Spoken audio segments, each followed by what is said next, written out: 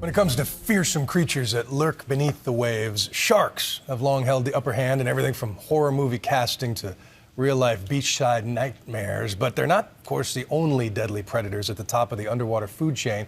Just last week, some surfers beat a hasty retreat to dry land after having a close encounter with a pod of killer whales off of Vancouver Island.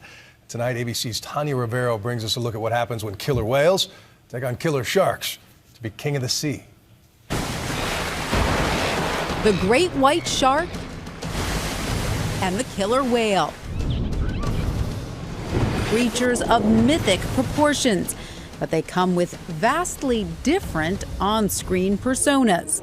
The fearsome Jaws versus gentle giant Free Willy.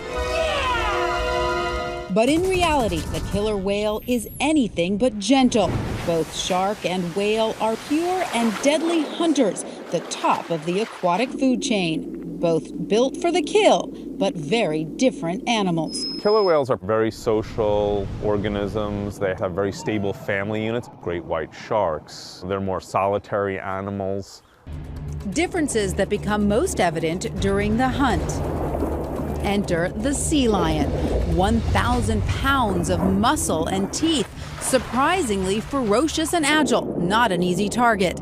The shark is cautious. It waits for an opportunity because it only gets one shot. The shark jumps. If it misses, the sea lion easily escapes. They'll look for animals in shallower waters or more vulnerable situations. It's often by surprise attack. And then, they'll drive through and lunge at the prey and wound it and then, attempt to kill it and consume it. What surprises many is that it is actually harder to survive a pod of killer whales than escape from a great white. These killer whales have spotted their prey on a block of ice. With chilling precision, they line up and strike, using their tails to create a wave. It's too small and the sea lion is able to cling to the ice, but the pod is patient and determined. After repeated attacks, the sea lion cannot hold on. It is held underwater till it drowns. Killer whales have very different and highly adapted foraging techniques. They will feed in a very coordinated fashion. For the hunt, sharks rely on instinct. But young whales practice. When a seal is caught, it is carried out to the pod, where the young learn the art of killing. And for the killer whale, it is an art that is constantly evolving. They adapt to certain conditions and then proliferate those behaviors through time and then pass them on. It's like cultural transmission. It's learned behavior that they're passing on from generation to generation.